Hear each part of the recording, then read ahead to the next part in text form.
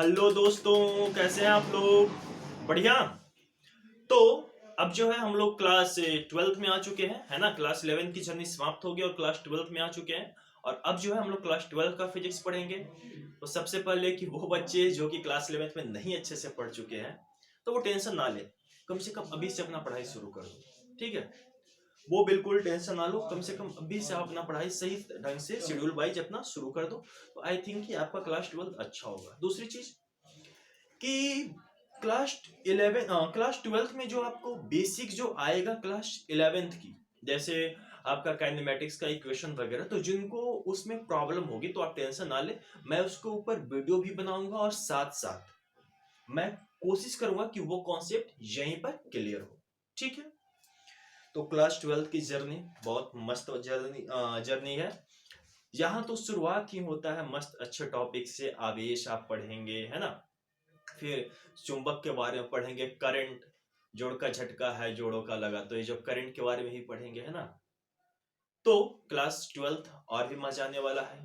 तो चलिए class 12th की सीरीज है वो शुरू करते हैं। तो सबसे पहले अपने आसपास के डिस्टरबेंस को बंद कर दीजिए। जो बच्चे इस वीडियो को देख रहे हैं, वो सबसे पहले तो आप कॉपी पेन लेकर बैठे और अपना नोट्स खुद से बनाते चले। क्यों?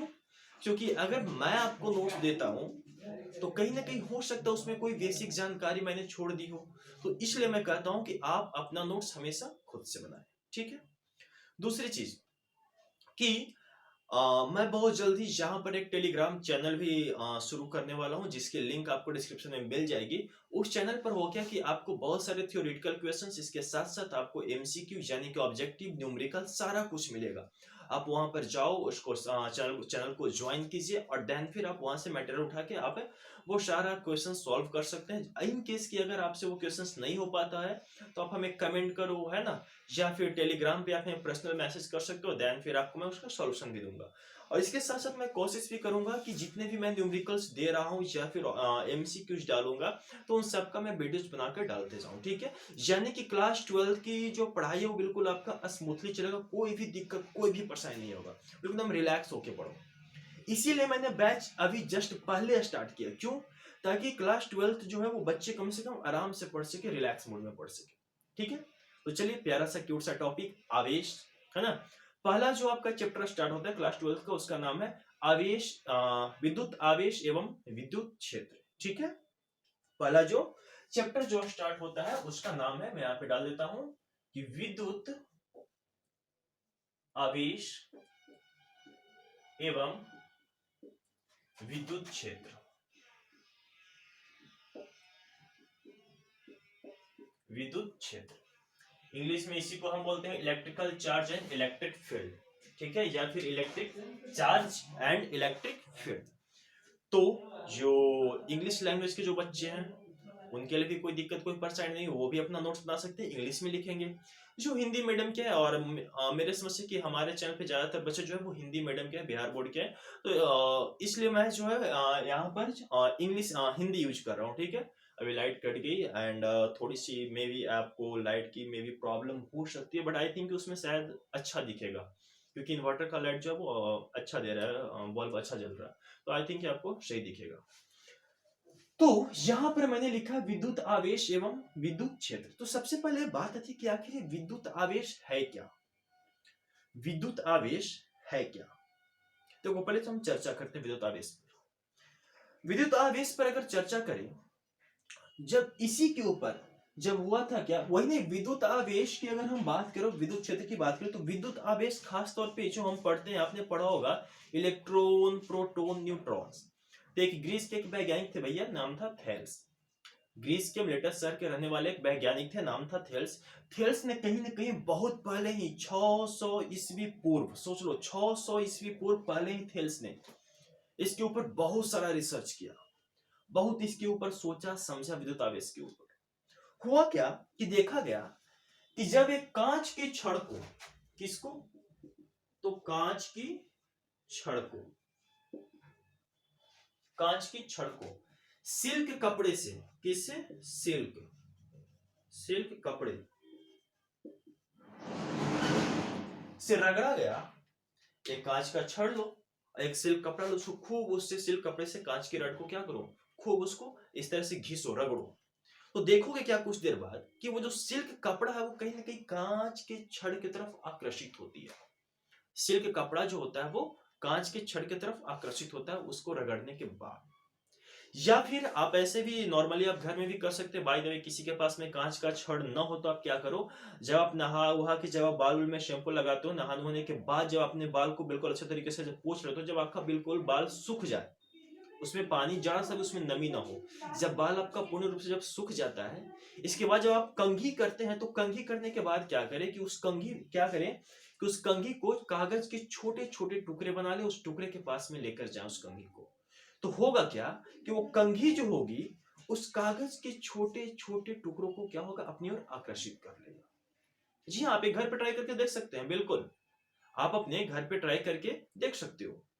क्या करोगे, कागज के छोटे छोटे पहले टुकड़े ले लो, इसके बाद फिर कंघी को क्या करो, अपने उस कंघी से बाल को मतलब कि वो करो, बाल में जब उसको इस तरह से आप जब घिसोगे रगड़ोगे तो क्या होगा कि वो जो कागज का छोटा छोटा जो टुकड़ा होगा वो कंघी से चिपक जाएगा। अगर इन केस की कंघी वाला प्रैक्टिकल नहीं करना चाहते तो एक और है, आप पेन ले लो प्लास्टिक की। अब पेन को ही क्या करो, उसको ऐसे ऐसे ऐसे ऐसे बाल से क्या करो, घिसो। जब आप घिसेंगे और इसके बाद फिर उसको कागज के टुकड़े के पास में लाएंगे तो कागज का टुकड़ा वो पेन से क्या होता है, चिपक जाता है। तो यही सारी चीजें, इन्हीं सभी बातों के ऊपर रिसर्च चल रही थी। तो उस टाइम वैज्ञानिकों को ये बात समझ में नहीं आ रहा था कि आखिर क्या है इसके पीछे, कारण क्या है, इसमें कौन सा गुण है कि आखिरकार इस कागज के टुकड़ों को अपनी ओर आकर्षित कर रहा है। तब इसके ऊपर रिसर्च होना शुरू हुआ। इसी तरह से देखा गया कि जब कांच की छड़ को सिल्क के कपड़े से जब रगड़ा गया तो देखा गया कि वो सिल्क का जो कपड़ा था इस कांच के छड़ की तरफ, मान लो कि ये कांच का रॉड है, ये जो रड है ये कांच का है, ठीक है। और इसको क्या किया कि एक कपड़ा ले लो, कपड़ा ऐसे ऐसे करके कपड़ा ले लो, मान लो कि सिल्क का कपड़ा है, इसको खूब इसे घिसा गया, रगड़ा गया। क्या किया गया, रगड़ा गया। जब रगड़ा गया तो देखा गया कि जो सिल्क का कपड़ा था, सिल्क कपड़ा क्या, तो सिल्क कपड़ा, सिल्क कपड़ा वो कांच के छड़ के तरफ आकर्षित हो रहा था। क्या हो रहा था, आकर्षित हो रहा था, आकर्षित हो रहा था। यानी कि कांच का छड़ जो था वो सिल्क कपड़े को कहीं ना कहीं अपनी ओर आकर्षित हो रही थी। जब जब ये देखा, वैज्ञानिकों ने जब ये चीज देखा कि आखिरकार जो रॉड जो है, कांच का रॉड आखिर इस सिल्क कपड़े को अपनी ओर आकर्षित क्यों कर रहा है रगड़ने के बाद, तब उन्होंने क्या किया कि फिर से दो कपड़ा लिया, फिर से दो कपड़ा लिया सिल्क का, और क्या किया कि फिर से उन दो सिल्क कपड़ों से फिर से कांच के छड़ जो था उसको रगड़ना शुरू किया। तो इस बार और चमत्कार देखने को मिला भैया। अब चमत्कार क्या मिला, तो चमत्कार ये मिला कि वो जो कांच का जो छड़ जो था वो दोनों के दोनों सिल्क कपड़े को अपनी ओर आकर्षित कर रही थी, लेकिन सिल्क कपड़ा एक दूसरे को आपस में आकर्षित न करके प्रतिकर्षित कर रही थी, विकर्षित कर रही थी। यानी कि जो छड़वा जो था शीशवा वाला, कछवा वाला, वो तो कपड़वा के अपने तरफ आकर्षित कर रहा था, खींच रहा था, लेकिन कपड़वा एक दूसरे के दूर भाग रहा था, ढकेल रहा था।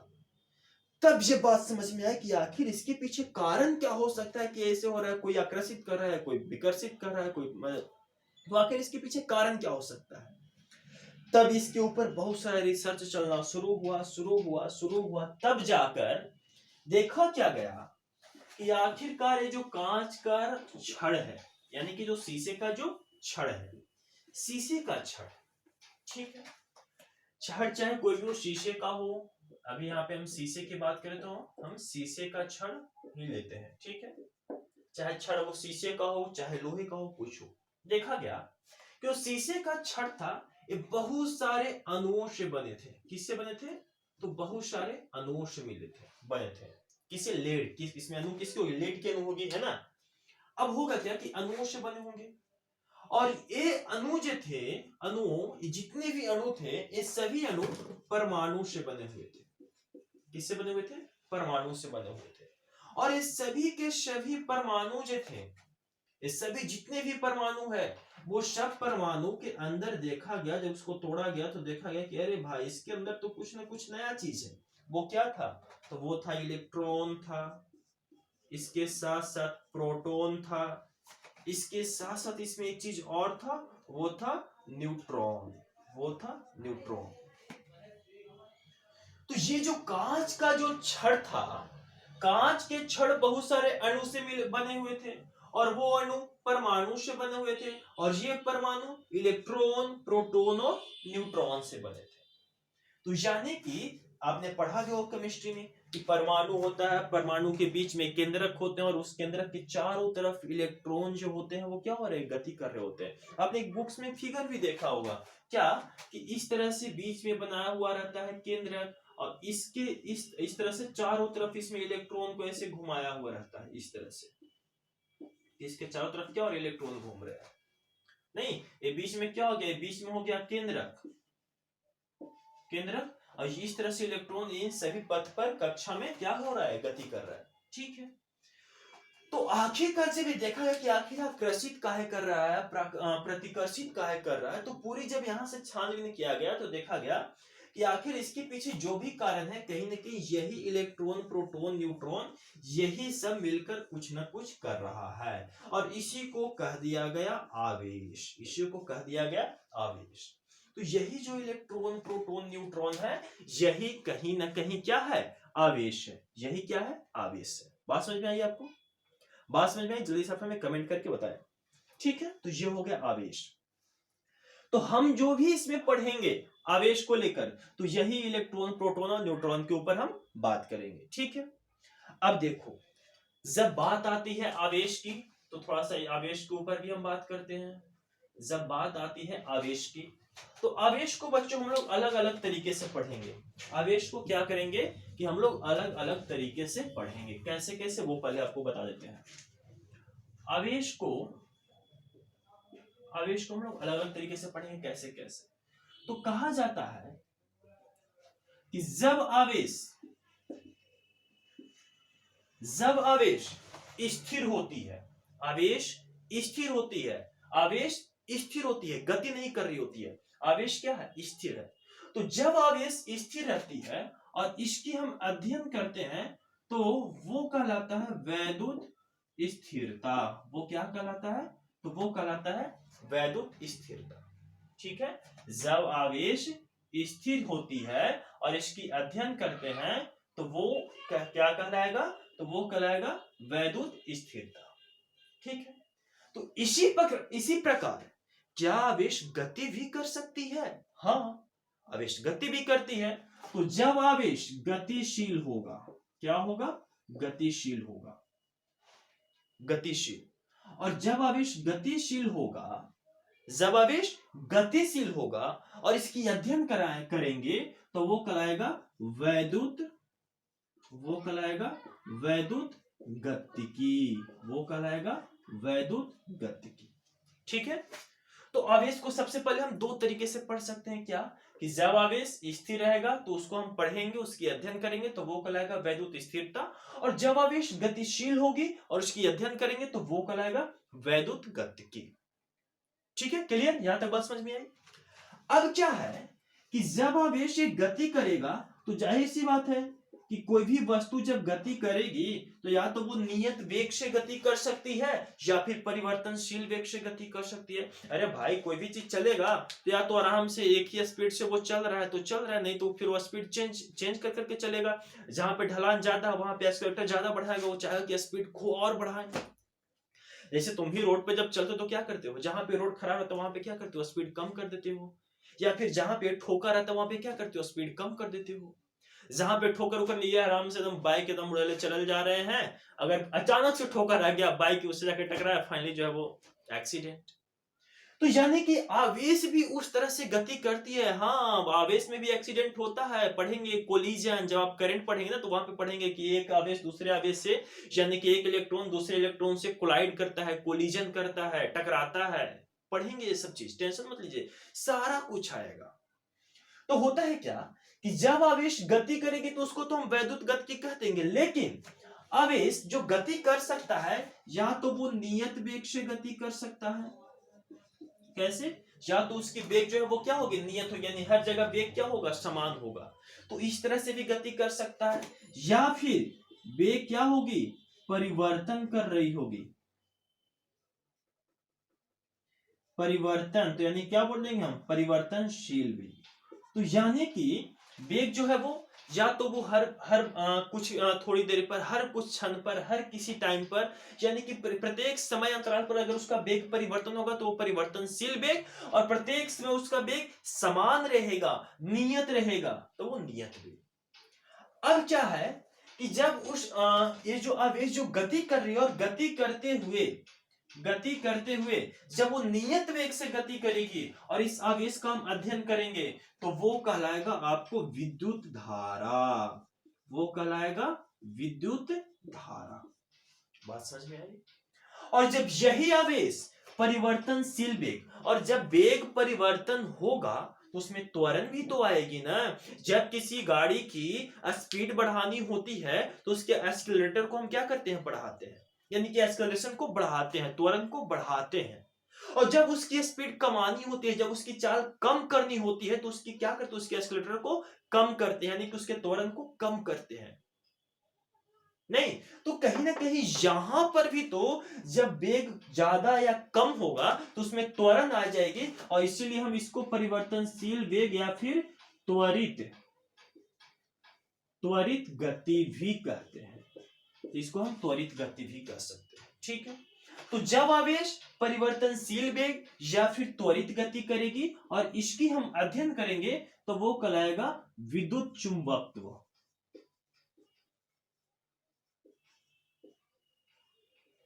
विद्युत चुंबकत्व, ठीक है। तो यानी कि हम आवेश को इतने तरीके से पढ़ सकते हैं। एक तो विद्युत स्थिरता पढ़ लेंगे, अगर आवेश गति करेगी तो विद्युत गतिकी कह देंगे, और उसको जब अध्ययन करेंगे जब वो नियत वेग से चलेगी तो उसको हम विद्युत धारा कह देंगे, और जब यही आवेश त्वरित गति करेगी तो विद्युत चुंबकत्व हो जाएगी। बात समझ में आई यहां तक? जल्दी से इसका स्क्रीनशॉट लीजिए, फिर हम आगे की बात करते हैं। जल्दी से स्क्रीनशॉट लीजिए, फिर आगे की बात करते हैं। चलिए, तो ये तो हो गई नॉर्मल सी बात है। वही नहीं, आपको विद्युत स्थिरता, ये जो आप लोग कुलाम का नियम जो पढ़ेंगे, कुलाम फोर्स जो पढ़ते हैं, कुलाम का बल जो पढ़ते हैं कि F = K Q1 Q2 / R², वो इसी में पढ़ेंगे विद्युत स्थिरता। इसमें आप लोग पढ़ लेंगे विद्युत धारा, तो पता है कि धारा आजकल बहुत ज्यादा इंपॉर्टेंट है विद्युत धारा। इसमें एक पर एक महान सर्किट वगैरह आएगा, है ना। और कहीं कि बच्चे सर्किट से बहुत ज्यादा प्रॉब्लम फील, बहुत ज्यादा मतलब कि बच्चे जो होते हैं वो सर्किट से डरते हैं, सर्किट प्रॉब्लम सॉल्व करने से। इसमें आप विद्युत चुंबकत्व मतलब कि आप यूं समझे कि कहीं से करंट पास हो रहा, वहां पे चुंबक तो उसमें क्या होता है, चुंबकीय गुण आ जाता है। जिस तार से करंट पास हो रही है उस तार में कहीं ना कहीं चुंबकीय गुण आ जाता है। तो इस सब के बारे में आप पढ़ेंगे कि चुंबक से विद्युत और विद्युत से चुंबक। तो ये भी पढ़ेंगे, ये भी पढ़ेंगे, ये भी पढ़ेंगे। तीनों चीज आपको क्लास 12 में ही पढ़ना है। विद्युत स्थिरता के बारे में भी, विद्युत धारा के बारे में भी, और विद्युत चुंबकत्व के बारे में। तीनों एकदम लगातार चैप्टर, तीनों एक के बाद एक तीनों आएगा, टेंशन मत ले, एक के बाद एक तीनों आएगा। ठीक है, जल्दी से स्क्रीनशॉट लीजिए, फिर आगे की बात करते हैं। चलिए, हो गया, इरेज करें, मिटाएं इसको। चलिए, अभी थोड़ा इस तरफ ही मिटाएंगे, बाकी उस तरफ अभी हम छोड़ देंगे। अब देखो, अब होता है क्या कि अगर मैं आपसे पूछूं, इसको मैं अभी लिखा हुआ, क्योंकि इसके ऊपर अभी वर्क करनी है, इसी के ऊपर अभी हमें काम करना है, तो मैं इसको अभी लिखा हुआ छोड़ देता हूं। अगर मैं आपसे पूछूं कि आप बताओ हमें कि आवेश की परिभाषा क्या होगी, तो बताओ कि आवेश की परिभाषा क्या हो सकती है। अगर आपसे कोई पूछे, लाइट, पता नहीं लाइट का इतना प्रॉब्लम आज क्यों हो रहा है हमारे होम टाउन में, ठिकारी में, पता नहीं लाइट का बहुत ज्यादा प्रॉब्लम हो रहा है। तो अगर बच्चों आपसे कोई पूछे कि आवेश की परिभाषा क्या होगी, तो आप परिभाषा क्या बताओगे? आप यहां देख के बता सकते हो। देखो, सबसे पहली बात कि अभी, अरे वाह क्या बात है, लाइट भी आ गई, बहुत बहुत धन्यवाद, लाइट भी आ गई, बिजली विभाग को बहुत बहुत धन्यवाद।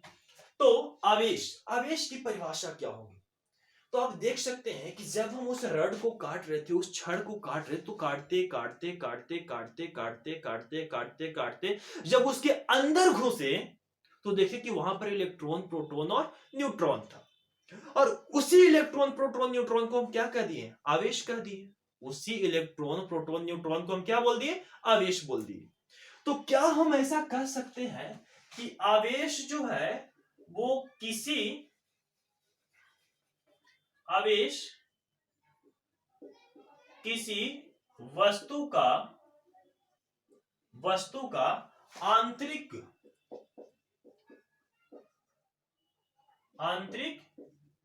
गुण होता है। देखो हमारा हिंदी थोड़ा वीक है, तो आप लोग इसके साथ में एडजस्ट करना है। अगर कहीं पे हमारा हिंदी गलत लिखा हो तो आप उसे अपने नोट्स में सही लिखना, ठीक है। तो आवेश किसी वस्तु का आंतरिक गुण होता है जिसके कारण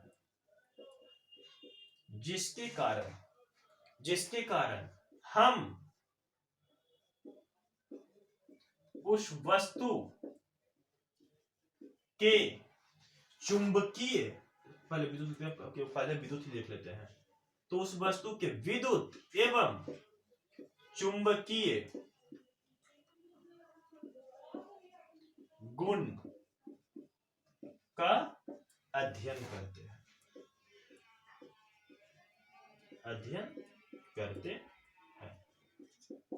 अरे भाई, जब वो आवेश था और जब आवेश वो गति कर रही थी तभी तो उसमें विद्युत धारा प्रवाहित हो रही थी। और जब आवेश गति कर रही थी तो कहीं ना कहीं उसमें चुंबकीय गुण आ रहा था जिसको हम विद्युत चुंबकत्व कह रहे थे।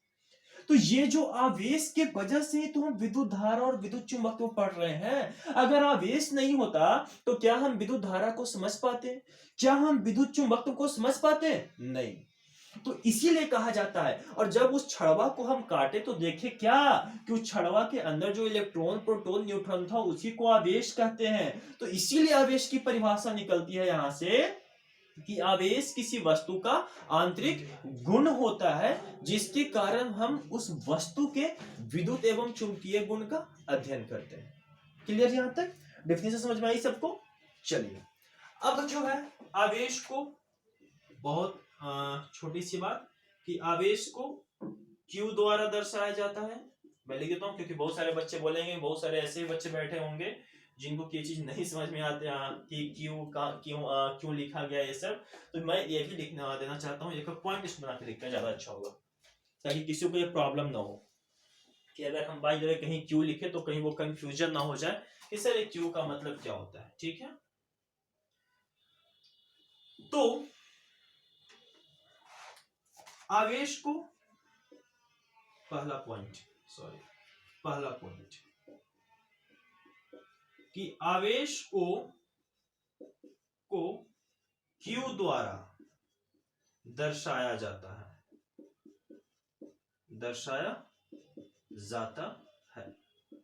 दूसरा पॉइंट, जब हम आवेश को पढ़ लिए, जब हम आवेश की परिभाषा पढ़ लिए तो कहीं ना कहीं आवेश का मात्रक भी तो होता होगा, एसआई मात्रक, सीजीएस मात्रक, है ना। क्योंकि जो भी भौतिक राशि होती है, जो भी फिजिकल क्वांटिटी होती है, उस सबका कहीं ना कहीं मात्रक होता है, बीमा होता है। तो क्या इस आवेश का भी मात्रक और बीमा होता है? जी हाँ, बिल्कुल। तो आवेश का जो एसआई मात्रक जो होता है, आवेश का एसआई मात्रक वो होता है भैया कूलाम। वो क्या होता है? वो होता है कूलाम। और इस कूलाम को हम C से दर्शाते हैं। कैसे? सिर्फ C से। तो आवेश का एसआई मात्रक कूलाम तो सीजीएस मात्रक भी होगा, ठीक है। तो हम यहाँ पे सिंपली लिख देंगे कि आवेश का सीजीएस मात्रक भी होगा। तो सीजीएस मात्रक क्या होगा? तो सीजीएस मात्रक जो आवेश का होता है वो होता है ESU, वो होता है ESU। और यहां से अगर हम आप लिखना चाहें कि 1 कूलाम में कितना ESU होता है, तो 1 कूलाम में हो जाएगा 3 × 10 के पावर 9 ESU होता है। याद रखिएगा कि 1 कूलाम में 3 × 10 के पावर 9 ESU होगा। और कुछ आवेश के बारे में? हाँ, आवेश कौन सी राशि है? सदिश राशि है या अदिश राशि है? तो आवेश जो होता है वो अदिश राशि होता है। आवेश कौन सी राशि होता है? अदिश राशि। ये सब सिंपल बातें हैं, ये सब बस अपने नोट्स कॉपी में लिख लेना, ठीक है, कि आवेश जो है वो अदिश राशि होगा। अच्छा, इसके बाद अब जब आप कोई बुक्स पढ़े होंगे तो उस बुक्स में ये जो कूलाम जो हम पढ़ रहे हैं इसका ऐसे ही मात्रक, तो एक कूलाम कहीं ना कहीं अपने आप में एक बड़ी यूनिट है। कूलाम जो है वो अपने आप में एक बड़ी यूनिट है। तो हम एक कूलाम को बहुत कम यूज करते हैं। ज्यादातर जो हम यूज करते हैं वो मिली कूलाम होता है, माइक्रो कूलाम होता है, नैनो कूलाम होता है। तो ये एक बार हम उसके ऊपर भी नजर डालेंगे कि आखिर ये मिनी कूलाम, माइक्रो कूलाम क्या होता है, वगैरह वगैरह के ऊपर। तो अगर हम बात करें, मैं इसको इस तरफ इरेज करता हूं थोड़ी सी, तो ये यूनिट भी आप याद रखेंगे millicoulomb, microcoulomb, nanocoulomb का, कि ये एक मिली कूलाम में 10 के पावर -3 कूलाम होता है। एक मिली कूलाम में 10 के पावर -3 कूलाम होता है। इसी तरह से ये होता है माइक्रो, जिसको हम म्यूसी लिखते हैं, यानी कि एक माइक्रो कूलाम, मिली कूलाम से भी छोटा माइक्रो कूलाम। और ये एक माइक्रो कूलाम में 10 के पावर -6 कूलाम होता है। और इससे भी छोटा होता है जिसको हम बोलते हैं क्या, नैनो कूलाम। तो ये एक नैनो कूलाम में होता है 10 के पावर -9 कूलाम, 10 के पावर -9 कूलाम। ठीक है, जल्दी से इसका स्क्रीनशॉट लीजिए। अच्छा, आवेश की बीमा, ये भी तो है एक। अब बात करते हैं इसकी बीमा की, कि आवेश की बीमा क्या होगी। तो आवेश की जो बीमा होती है बच्चों, वो होता है कैपिटल ए और कैपिटल टी, बस कैपिटल ए और कैपिटल ए और कैपिटल टी, यही होती है आवेश की बीमा।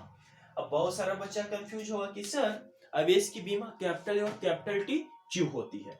आवेश की जो बीमा है वो कैपिटल ए और कैपिटल टी क्यों होती है, तो मैं इसके ऊपर थोड़ी सी बात कर लेता हूं। यहां पर देखिए, ऐसा वो सिंपल सिंपल, इसलिए मैं इसको इतना फास्ट भगा रहा हूं, क्योंकि जहां पर समझने वाली, जहां पे इंपॉर्टेंट आएगा वहां पे हम आराम से पढ़ाएंगे, समझा समझा के पढ़ाएंगे। ठीक है, ये थोड़ी सी बहुत बेसिक जानकारी है, तो ऐसा बेसिक जो है वो उसको मैं फास्ट भगाऊंगा। ठीक है, अगर हम बात करें आवेश की बीमा, तो उसको हम लिखते हैं ए इंटू टी, यानी कि कैपिटल ए कैपिटल टी। आखिर कैपिटल ए कैपिटल टी कहां से आया, तो जब आप क्लास 10th में होंगे और क्लास 10th में पढ़े होंगे विद्युत धारा के बारे में, तो विद्युत धारा में क्या पढ़े होंगे कि अगर कोई चालक है, अगर कोई क्या है, एक चालक है, यानी कि मान लीजिए कोई लोहे का रॉड है, और इस लोहे की रड में मान लीजिए कि यहां पर अगर देखें तो यहां पर से काफी सारा इलेक्ट्रॉन प्रवाहित हो कि यहां पर गया, यानी कि अगर हम देखें तो इस लोहे का रड में जो इलेक्ट्रॉन इकाई इलेक्ट्रॉन इकाई सेकंड में, या फिर ऐसे कहते कि इलेक्ट्रॉन की प्रवाह की दर, इस लोहे से इलेक्ट्रॉन की प्रवाह की दर, इलेक्ट्रॉन क्या है, आवेश है। तो हम क्या करते हैं, विद्युत धारा का परिभाषा क्या करते हैं कि जो विद्युत धारा होता है, यानी कि आई, विद्युत धारा को आई से सूचित करते हैं। तो विद्युत धारा जो होता है आई, वो क्या होता है कि आवेश की प्रवाह, किसी चालक से आवेश की प्रवाह की दर को विद्युत धारा कहते हैं। यानी कि आवेश की प्रवाह की दर को, तो नीचे में क्या हो जाएगा, समय, किसी चालक से समय की अपेक्षा, ऐसा भी कर सकते हो, किसी चालक से समय की अपेक्षा आवेश की प्रवाह की दर को विद्युत धारा यानी कि आई कहा जाता है। और आवेश, तो आई इक्वल टू यहां से क्या हो जाएगा, आवेश बटा समय, आवेश यानी कि क्यू, क्या हो जाएगा यहाँ पर आवेश की जगह पर, ये हो जाएगा क्यू अपॉन समय के लिए टाइम टी। तो यहां से मिल गया आपको कि I equal to Q upon T, तो यहां से क्यू इक्वल टू क्या मिल जाएगा, आई गुने टी, यानी कि आई टी। और जब आई गुने टी मिला तो आई का मतलब क्या है, विद्युत धारा, और टी का मतलब क्या है, समय। अब आप ये बताएं कि जब आप क्लास 11th में पढ़े होंगे मात्रक एवं बीमा, तो वहां पर आपने पढ़ा होगा कि 7 भौतिक राशि, 7 मूल भौतिक राशि, और 7 मूल भौतिक राशि में सबका मात्रक पढ़ा होगा आपने, और सबकी बीमा पढ़ा होगा।